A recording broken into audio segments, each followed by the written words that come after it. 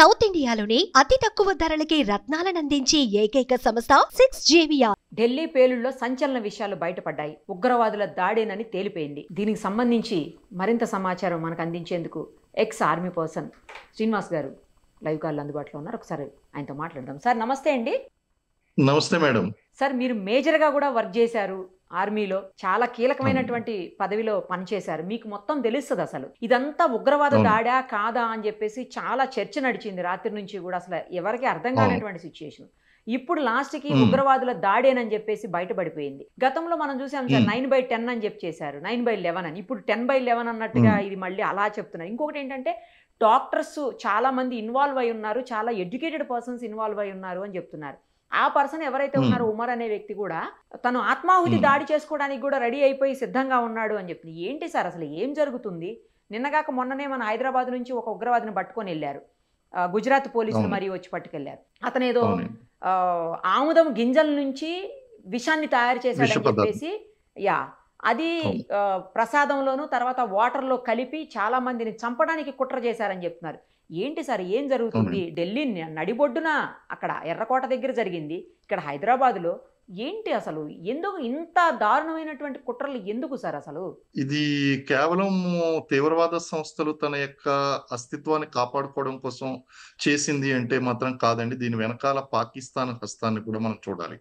కారణం ఏంటి అంటే అక్కడ ఉన్నటువంటి పాకిస్తానీ ఆర్మీ చీఫ్ ఎవరైతే ఉన్నారో తన యొక్క పదవీ కాలాన్ని పూర్తి చేసుకోబోతున్నాడు. ఆ పదవీ కాలాన్ని పూర్తి చేసుకుపోయే ముందు అతను ఆశిస్తున్నది ఏంటి అంటే రిటైర్మెంట్ తర్వాత మన చీఫ్ ఆఫ్ డిఫెన్స్ స్టాఫ్ లాంటి పోస్టును ఒకటి రాజ్యాంగ సవరణ చేసి దాన్ని ఎక్స్పెక్ట్ చేస్తున్నాడు ఆయన. ఇటువంటి సమయంలో గనక ఈ ఉగ్రవాద సంస్థలతో గనక ఏదైనా సరే కుమ్ముక్కయ్యి భారతదేశం మీద గనక ఇలాంటి దాడులు గనక చేయించినట్లయితే అతని యొక్క క్రెడిబిలిటీ పాకిస్తాన్ లో పెరుగుతుంది, అతని యొక్క పరిస్థితులు సానుకూలమవుతాయండి. ఆ విధంగా కూడా ఆలోచించవలసి ఉంటుంది. దీని వెనకాల పాకిస్తాన్ హస్తం కూడా మనం చూడాలి. అయితే మన యొక్క పహల్గామ్ ఇన్సిడెంట్ జరిగిన తర్వాత ఆపరేషన్ సింధూర్ తో మనం ఆపరేషన్ ఆపివేయడం వలన వాళ్ళకి బ్రీతింగ్ స్పేస్ అనేటువంటిది లభించింది. అలాగే జైషే మహమ్మద్ కూడా మరిన్ని దాడులు మేము చేస్తామని చెప్పేసి ప్రకటించడము, ఇటీవల కాలంలో ఈ యొక్క మారణ హోమం సృష్టించడం కోసం విష పదార్థాల ద్వారా అన్నిటి ద్వారా వీళ్ళు సృష్టించి మళ్ళీ మేము కాశ్మీర్ లో అల్లకొల్లాన్ని సృష్టిస్తాము అని చెప్పేసి ప్రకటించడం, ఇవన్నీ చూస్తే గనక పాకిస్తాన్ ఎక్కడా కూడా వెనకడిగేసినటువంటి పరిస్థితులు కనిపించడం లేదు. పాకిస్తాన్ ప్రజలు వెనకడిగేసారేమో తప్ప తీవ్రవాద సంస్థలు గాని ఇటు మిలిటరీ లీడర్స్ గాని ఏమాత్రం కూడా వెనకడుగు వేయడం అనేటువంటి జరగలేదు. ఇలాంటి తీవ్రవాద సంఘటనలు అనేటువంటివి జరుగుతూనే ఉంటాయి, మనకి సవాళ్లు విసురుతూనే ఉంటారు. మనం ప్రొయాక్టివ్ గాను రియాక్టివ్ గాను యాక్షన్స్ తీసుకోవాల్సి ఉంటుందండి. ఇది మాత్రం నిన్న ఊహించిన విధంగానే, ఎందుకంటే అమిత్ షా గారు మాట్లాడినప్పుడే అన్నారు ఇది ఆత్మాహుతి దళం వాళ్ళు చేసినటువంటి దాడులని. అంటే ఒక హోం మంత్రి గారు అటువంటి స్టేట్మెంట్ ఇచ్చారు అంటే అక్కడ ఖచ్చితంగా దర్యాప్తు చేస్తున్నటువంటి సంస్థలు నేషనల్ ఇన్వెస్టిగేషన్ ఏజెన్సీ గాని, ఇంటెలిజెన్స్ బ్యూరో గాని, ఎక్స్ప్లోజివ్ ఎక్స్పర్ట్స్ గాని వీళ్ళందరూ కూడా ఖచ్చితంగా ఆయనకి ముందస్తు సమాచారం అయితే అందించి మేము కన్ఫర్మ్ చేస్తాం. ఎందుకంటే ఆయన ప్రకటించలేదు, కన్ఫర్మ్ చేయలేదు, కేవలం ప్రిలిమినరీ ఇన్ఫర్మేషన్ మాత్రమే ఆయన స్పీచ్ లో ఆయన వెల్లడించడం జరిగింది. అలాగే ఆసుపత్రిలో చికిత్స పొందుతున్నటువంటి క్షతగాత్రులు ఎవరైతే ఉన్నారో వాళ్ళని స్వయంగా వెళ్ళి వాళ్ళని పరామర్శించి విషయాన్ని తెలుసుకున్నారు ఆయన. సో దీన్ని బట్టి ముందుగా ఊహించినట్టుగానే మనం అక్కడ ఈ టెర్రరిస్ట్ యాక్టివిటీ అనేటువంటిది తర్వాత మనకి కన్ఫర్మేషన్ అనేటువంటిది వచ్చింది. ఇప్పుడు మన యాక్షన్ ఏ విధంగా ఉండబోతుంది? ఎందుకంటే మనం చెప్పాం ఫర్దర్ గా ఒక్క యాక్షన్ చేసినా సరే మన దగ్గర నుంచి ప్రతిస్పందన అనేటువంటి చాలా తీవ్రంగా ఉంటుంది అని చెప్పేసి. ఎందుకంటే వాటర్ అండ్ బ్లడ్, రక్తం మరియు నీరు, ఈ రెండు కూడా ఒకేసారి పారవు అని చెప్పేసి అక్కడ సింధు నదీ జలాల గురించి మోడీ గారు చెప్పినప్పుడు చెప్పారు. అలాగే టెర్రరిజాన్ని కూడా మేము సహించబోమని చెప్పేసి అన్నారు. అంటే ఇప్పుడు ఓపెన్ థ్రెట్ అనేటువంటిది విసరడం జరిగిందండి. డైరెక్ట్ గా మన యొక్క దేశ భద్రతకు ఇలాగే keep on they are poking. ఇప్పుడు ఏమైందంటే ఇద్దరు అన్నదమ్ములు ఉన్నారండి. ఇద్దరు అన్నదమ్ముల్లో ఒక అన్నేమో మంచిగా డబ్బు ఉన్నది, ఇంకొక తమ్ముడికి ఏమో డబ్బు లేదు. సో ఇతను ఏం చేస్తాడంటే అతన్ని డిస్టర్బ్ చేస్తూ ఉంటాడు. ఇప్పుడు పాకిస్తాన్ పరిస్థితి కూడా ఒకేసారి ఇద్దరం కూడా పురుడు పోసుకున్నప్పటికీ విడిపోయాం కదా, మనకి స్వతంత్రం అవును, వచ్చినప్పుడు ఒక అవును. రోజు తేడాలు ఇద్దరికి స్వతంత్రం వచ్చిందండి, పురుడు పోసుకున్నాం. మనమేమో ముందుకు వెళ్తున్నాం, పాకిస్తాన్ వెనక్కి వెళ్తుంది. అక్కడ ఉన్నటువంటి ఆ యొక్క నాయకులు ఎవరైతే ఉన్నారో వాళ్ళ ప్రజల్ని మభ్య పెట్టడం కోసం భారతదేశం మీద బురద చల్లడం, భారతదేశంలో తీవ్రవాద కార్యకలాపాలను ప్రోత్సహించడం, కాశ్మీర్ వేర్పాటు వాదాన్ని ప్రోత్సహించడం, ఇలాంటి రకరకాలైనటువంటి సమస్యలను సృష్టించి వాళ్ళకున్నటువంటి ఇంటర్నల్ ప్రాబ్లమ్స్ ఏదైతే ఉన్నాయో వాటిని కవర్ చేసుకోవడానికి ప్రయత్నిస్తున్నారు. నాయకులు, మిలిటరీ లీడర్స్ కూడా ప్రజలను మభ్యపెడుతున్నారండి. But this is very serious incident which has happened. మనం ఒకసారి ఆల్రెడీ ఆపరేషన్ సింధూర్ ద్వారా భారతదేశం యొక్క సత్తా ఎలా ఉంటుందో చూపించిన తర్వాత కూడా వాళ్ళకి బుద్ధి రాకుండా వాళ్ళు ఆ మనం మీరన్నట్టు 9/11 ఇన్సిడెంట్ జరిగింది. ఇప్పుడు 10/11 ఇన్సిడెంట్ జరుగుతుందండి. దీనికంటే ముందు తాజ్ మీద దాడులు చేశారు. చేశారు, అవును. అలాగే వాళ్ళు పెహల్గాం దాడులు చేశారండి. పుల్వామా సంఘటనలు జరిగినాయి. అంటే మనకి నెంబర్ ఆఫ్ ఇన్సిడెంట్స్ అనేటువంటివి తగ్గినప్పటికీ కూడా ఈ జరిగినటువంటి ఇన్సిడెంట్లు చాలా సీరియస్ గా చూడవలసి వస్తుందండి మనం. అవును, అవును. కారణం ఏంటి అంటే ఒక పక్కనేమో మనం దేశ భద్రతకు సంబంధించి పటిష్టమైనటువంటి ఏర్పాట్లను చేసుకుంటూ వస్తున్నాం. ప్రపంచ దేశాల్లో భారతదేశం యొక్క రక్షణ వ్యవస్థను పటిష్టపరుచుకుంటూ వస్తున్నాం. ఇండిజీనియస్ గా మనం అనేక రకాలైనటువంటి వెపన్స్ ని మనం తయారు చేసుకుంటూ ఎక్స్పోర్ట్ చేసేటువంటి దశకు వెళ్తున్నాం. ఇటువంటి సమయంలో ఇంటర్నల్ సెక్యూరిటీ, ఎక్స్టర్నల్ సెక్యూరిటీ అనేటువంటిది భారతదేశానికి సవాళ్ళు ఎదుర్కోవడం చాలా సహజం. కారణం ఏంటి అంటే మనకు అంతర్జాతీయంగా ఒత్తిడి పెరుగుతుంది.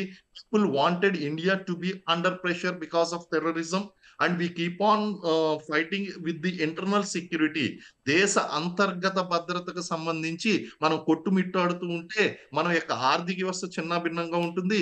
వాళ్ళకి పోటీగా నిలవకుండా ఉంటామని చెప్పేసి ఇటు చైనా గాని, అండ్ ఈ మధ్య కాలంలో అమెరికా, సరే. అలాగే పాకిస్తాన్ ప్రోత్సాహిత దేశాలు, చైనా ప్రోత్సాహిత దేశాలు, అమెరికా ప్రోత్సాహిత దేశాలన్నీ కూడా భారతదేశం మీద ముప్పెట దాడి చేస్తున్నాయి.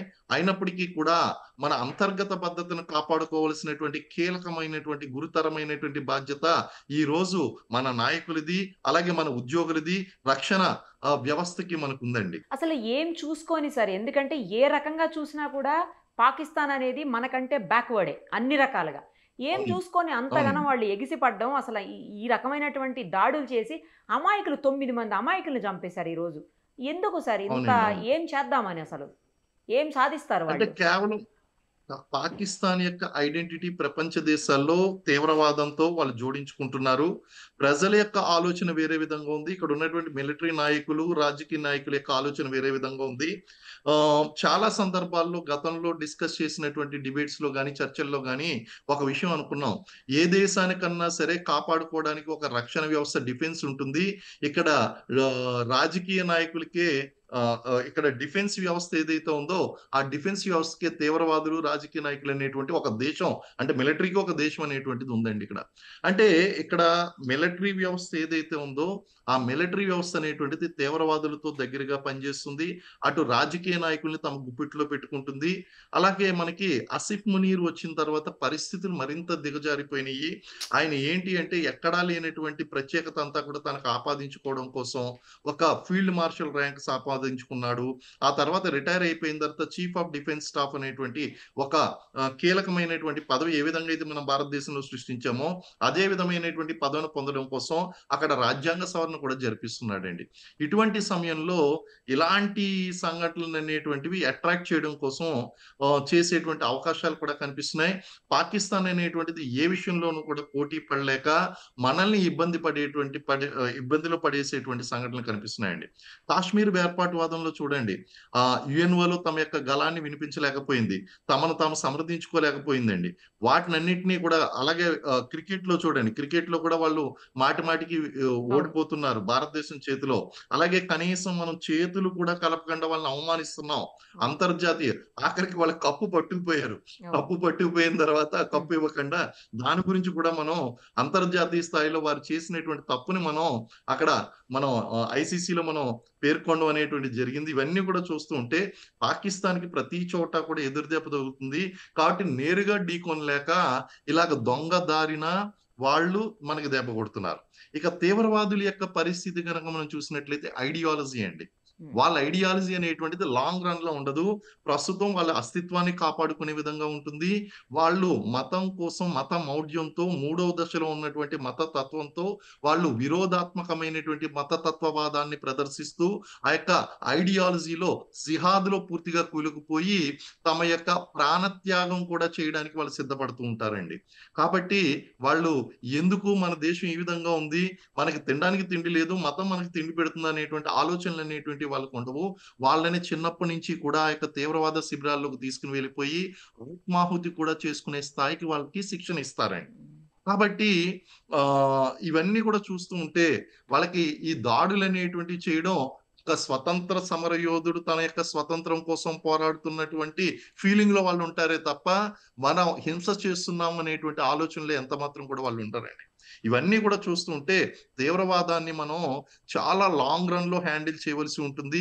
దీనికి ఇమ్మీడియట్ సొల్యూషన్ అనేటువంటిది మనకు దొరకడం కష్టం అండి. రైట్ సార్, చూద్దాం. ఖచ్చితంగా దీనికి యాక్షన్ చేశారు కదా, రియాక్షన్ డెఫినెట్ గా మన సైడ్ నుంచి ఉంటుంది. Thank you sir. ఉంటుందని అనుకుంటున్నాం అండి. ఆపరేషన్ 2 సింధూర్ 2 తో మనం సమాధానం చెప్పాలి అని చెప్పేసి కోరుకుంటున్నాము. లెటస్ సీ అండి. Thank you. Thank you sir. Thank you అండి. Thank you. మరిన్ని అప్డేట్స్ కోసం Nirupama Suman TV insta page ని ఫాలో చేయండి. సుమన్ టీవీలో మీ పర్సనల్ అండ్ బిజినెస్ ప్రమోషన్స్ కోసం కింది నెంబర్ కి కాంటాక్ట్ చేయండి.